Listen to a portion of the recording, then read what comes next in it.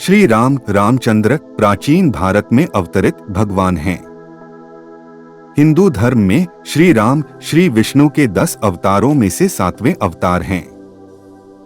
रामायण नामक ग्रंथ में भगवान श्री राम के विषय में पूर्ण जानकारी दी गई है। भगवान श्री राम को मर्यादा पुरुषोत्तम कहा जाता है। खास तौर पर उत्तर भारत में श्री राम बहुत अधिक पूजनीय हैं। भगवान श्री राम का अवतार कब हुआ था? भगवान श्री राम ईसा पूर्व 5114 में अवतरित हुए थे।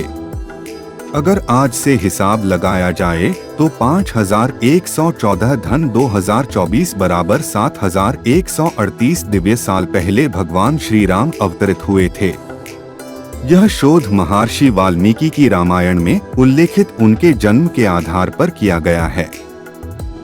भगवान श्री राम पर यह शोध वैज्ञानिक संस्था आई-सर्व ने किया है।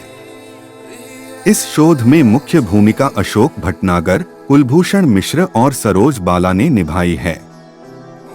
इनके अनुसार 10 जनवरी 5114 को भगवान श्री राम का जन्म हुआ था।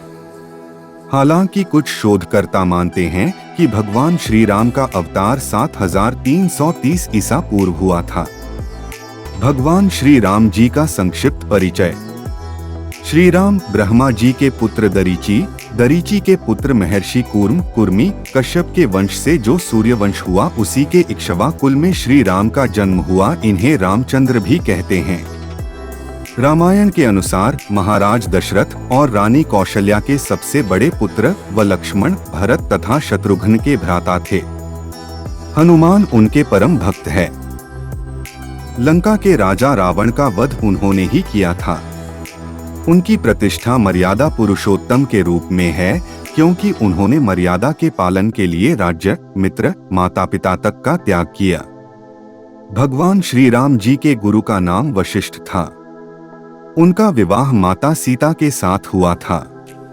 भगवान श्री राम और सीता जी की जोड़ी को आज भी एक आदर्श जोड़ी माना जाता है। भगवान श्री राम जी के 2 पुत्र थे, लव और कुश। श्री हनुमान भगवान श्री राम के सबसे बड़े भक्त माने जाते हैं।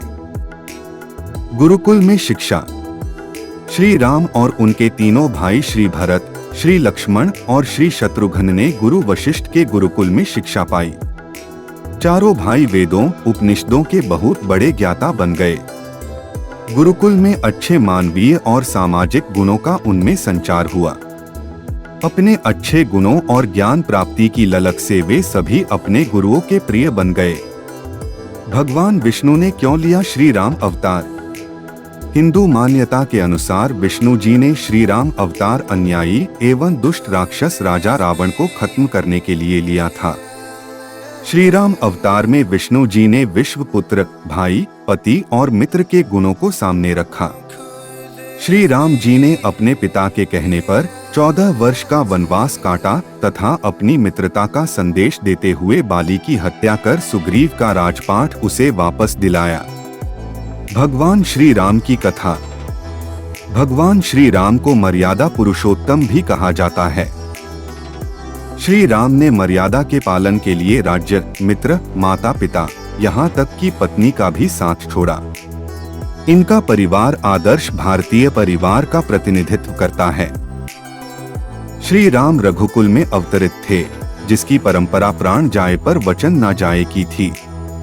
पिता दशरथ ने सौतेली माता कैकेयी को वचन दिया था उसकी 2 इच्छा वरदान पूरे करने का।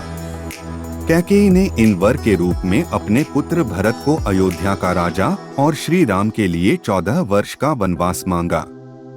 पिता के वचन की रक्षा के लिए श्री राम ने खुशी से 14 वर्ष का वनवास स्वीकार किया।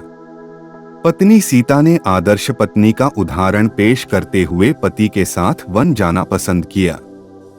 सौतेला भाई लक्ष्मण ने भी भाई का साथ दिया।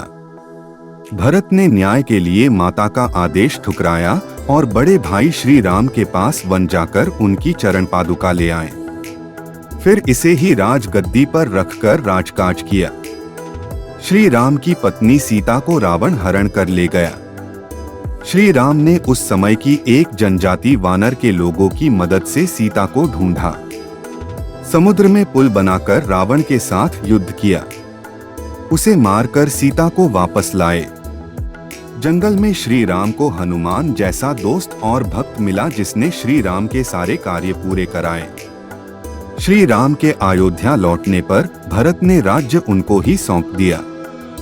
श्री राम न्याय प्रिय थे, बहुत अच्छा शासन किया, इसलिए आज भी अच्छे शासन को रामराज्य की उपमा देते हैं। हिंदू धर्म के कई त्योहार जैसे दशहरा और दीपावली श्री राम की जीवन कथा से जुड़े हुए हैं। राम नवमी का पावन पर्व श्री राम के जन्मोत्सव के रूप में मनाया जाता है। भगवान श्री राम के संदेश। भगवान श्री राम को मर्यादा पुरुषोत्तम भी कहा जाता है।